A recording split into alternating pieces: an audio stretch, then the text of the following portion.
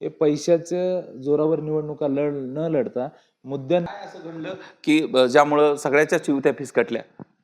आणि एवढ्या कोलांट्या झालेल्या आहेत की कोण कुठल्या पक्षात आहे म्हणून ऐनवेळी येणाऱ्याला शिवसेनेचे दरवाजे बंद केले.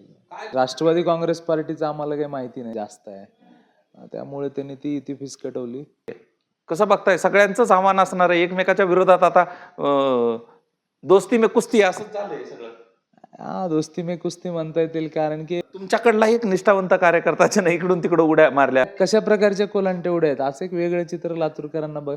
पण लातूरकर सुज्ञ आहेत, शिक्षणाची पंढरी आहे लातूर, तर त्या लोकांना ही जनता थारा देणार नाही. पक्षफुटीनंतर हा ट्रेंड जिल्ह्यामध्ये पाहायला मिळतोय. जिल्ह्यामध्ये नाही, पण लातूरमध्ये असं कधी नव्हतं. एवढ्या अतिवृष्टी झाल्यासारखे जर फॉर्म पडत असतील आणि एवढे पक्ष बदलावले मराठवाड्यात, तर मला तर वाटतं लातूरमध्ये झाले असतील या 4 दिवसामध्ये.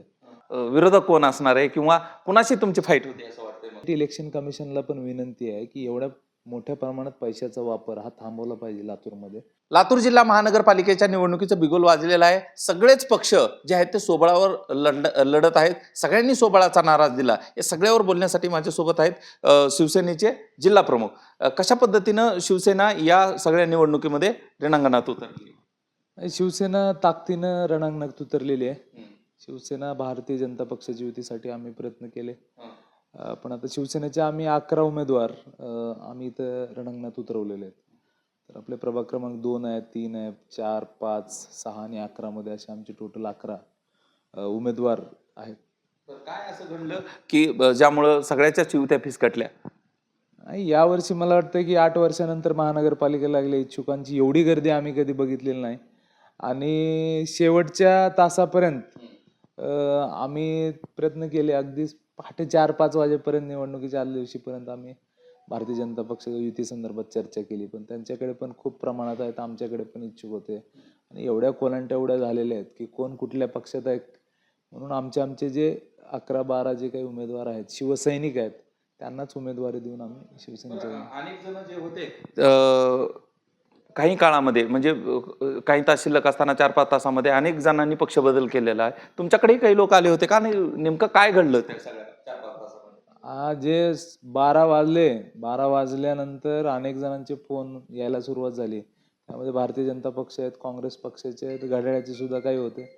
आणि त्यांनी इच्छा व्यक्त केली की नाही, आम्हाला काही एबी फॉर्म मिळेल का. पण शिवसेना पक्षाचं धोरण आहे, शिवसैनिकांना संधी दिली जाईल.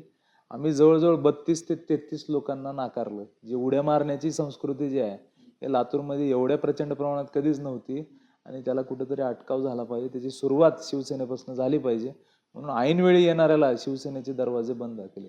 काय घडलं तुमचं? राष्ट्रवादी काँग्रेस, अजित पवार जो गट आहे तोही नाराज झाला, तुमचीही नाराजी समोर आली आणि कुणाचीच युती या ठिकाणी झालेली नाही. भाजप आता 70ची 70 जागा लढतोय. नाही, राष्ट्रवादी काँग्रेस पार्टीचं आम्हाला काही माहिती नाही, पण आमची वाटाघाटीची चर्चा होती ही भारतीय जनता पक्षासोबत होती.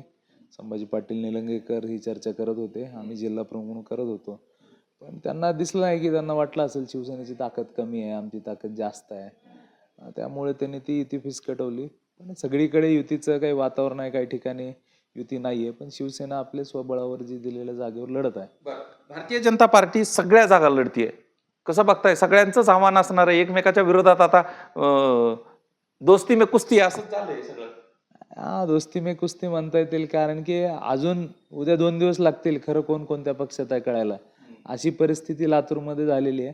पण नक्कीच आपण शिवसेनेचं जे एकनाथ शिंदे साहेबांचं काम आहे, शिवसेनेचं आणखीनही कोलांट्या उड्या होऊ शकतात असं मला वाटतं. आज सुद्धा जर काही चित्र क्लिअर झाले, कारण की ज्या प्रकारे एबी फॉर्म काही पक्षाच्या वतीनं वाटण्यात आले, काही जणांनी दुपारी एक गमजा, सकाळी एक, संध्याकाळी एक, आणि फॉर्म तिसरीकडनंच, आणि आता नाराजीचा सूर इतक्या प्रमाणात होईल, त्यातून सुद्धा अनेक जण उड्या मारताना दिसतील.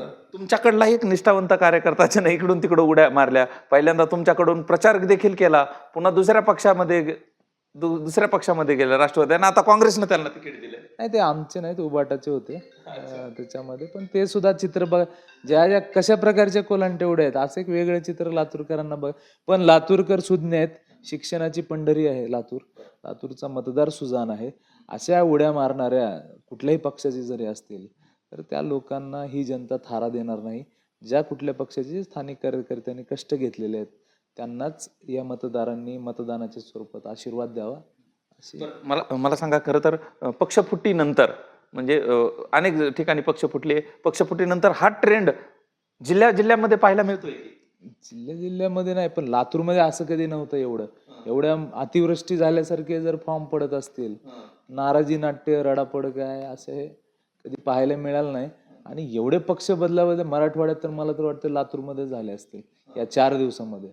असं कधी चित्र पाहायला, पण लातूरकर हे स्वीकार करणार नाही. शिवसेना किती जागा लढतीये आणि किती आश्वस्त आहेत की किती जागा इथे येतील आणि कशा पद्धतीनं तुम्ही या सगळ्या निवडणुकीला सामोरं जाता? आमच्या टोटल 12 जागा होत्या. एक एबी फॉर्म मुळे झाले. सध्या 11 अधिकृत शिवसेनेचे एबी फॉर्म राहिलेले अधिकृत उमेदवार आहेत. त्यामध्ये काही 1-2 पुरस्कृत होतील ज्यांचे एबी फॉर्म काही चुकला असेल किंवा काय असेल, पण आमचा स्ट्राईक रेट चांगला असेल. आम्ही ठराविक जागा लढतोय. शिवसेनेची स्थानिक बांधणी जितक्या प्रमाणात आहे, आमची 70 जागेवर बांधणी नव्हती, त्यामुळे आम्ही ठराविक जागा सर्व पक्षाने एकत्र येऊन ठरवलं. आणि आपले जे आता उमेदवार आहेत हे शिवसेनेचे उमेदवार प्रचंड प्रमाणात निवडून कसे येतील यासाठी सर्व ताकद आम्ही त्या 11-12 उमेदवाराच्या पाठीमागे लावतो. कोण असेल इथला प्रमुख तुमचा विरोधक कोण असणार आहे किंवा कुणाशी तुमची फाईट होती असं वाटतंय? मग आमची फाईट काँग्रेस आहे, राष्ट्रवादी पण आता त्या फाईटमध्ये आलेली आहे, आणि काही प्रभागामध्ये आता भाजप सुद्धा आमचा काही ठिकाणी आमची लढत असणार आहे. कशा पद्धतीने आश्वस्त आहात या सगळ्या निवडणुकांमध्ये? खरं तर मागच्या निवडणुकांमध्ये रेणापूर तुम्ही लढलेलं होतं. अनेक ठिकाणी जे आहे ते मतांची टक्केवारी या सगळ्या गोष्टींवरती कुठेतरी फटका बसलेला दिसला. या निवडणुकीमध्ये ते फटका बसू नये यासाठी काय रणनीती आहे? रणनीती एकच आहे. स्टेट इलेक्शन कमिशनला पण विनंती आहे की एवढ्या मोठ्या प्रमाणात पैशाचा वापर हा थांबवला पाहिजे लातूरमध्ये. कोण करतंय पैशाचा वापर? कोण करतंय नेमकं या ठिकाणी? सगळेच करतायत. आता बघितलं तर राष्ट्रवादीच्या वतीनं होईल, काँग्रेसच्या वतीनं विधानसभेला झालेला आहे, आणि मैत्री जे पूर्ण जे लढत होते भाजप सुद्धा. तर सर्व पक्षांनी मिळून एक आचारसंहिता म्हणून हे पैशाच्या जोरावर निवडणुका न लढता मुद्द्यांवर निवडणूक लढावी. लोकांचे विकासाचे मुद्दे प्रचंड प्रमाणात ट्रॅफिक आहे, स्वच्छता आहे, पाण्याचा प्रश्न आहे, तर या मुद्द्यांवर आपण निवडणूक लढून एक चांगलं. सगळ्या जे आहे ते पॉलिटिकल आणि राजकीय चर्चा होतात. या गोष्टीवर खरंच निवडणूक लढली जाते असं तुम्हाला वाटतंय का? लढली जावी. लोकशाहीचा कणा आहे. लोकशाहीची निवडणूक हे उत्सव म्हणून साजरा करतो. पण आज जर लोकांना पैसे देऊन, आमिष देऊन जर त्यांचं मॅनिप्युलेशन होत असेल, थांबलं पाहिजे. आणि लोकांनी आपल्या मतावर ठाम राहून विकासाचं राजकारण, या लातूरचं एक नाव महाराष्ट्रामध्ये चांगलं आहे, त्या प्रकारे चांगल्या विकासाच्या मुद्द्यावरच निवडणूक लढली आणि मतदार विकासाच्या मुद्द्यावरच मतदान करतील असं मला विश्वास आहे. शिवसेनेचे जिल्हा प्रमुख यांनी ठाम सांगितलेलं आहे की जेवढ्या जागा आपण उतरवलेल्या आहेत मैदानामध्ये उमेदवार, तेवढे निवडून येतील अशा पद्धतीने ते सांगताय. खरं तर लातूर जिल्ह्यामध्ये सगळ्यांनी स्वबळाचा नारा दिलेला आहे. सगळ्यांनी स्वबळाचा नारा दिला असल्यामुळे ही निवडणूक अतिशय महत्वाची आणि अटीतटीची होणार हे मात्र निश्चित. मात्र दोस्तीत कुस्ती लातूरमध्ये होताना मात्र पाहायला मिळते. या गोष्टीकडे लातूरकर कसं पाहतात हे पाहणं महत्त्वाचं असणार आहे. इथेच थांबूया. हा व्हिडिओ आवडला असेल तर सर्वांना शेअर करा आणि चॅनलवर नवीन असाल तर सबस्क्राईब करायला विसरू नका.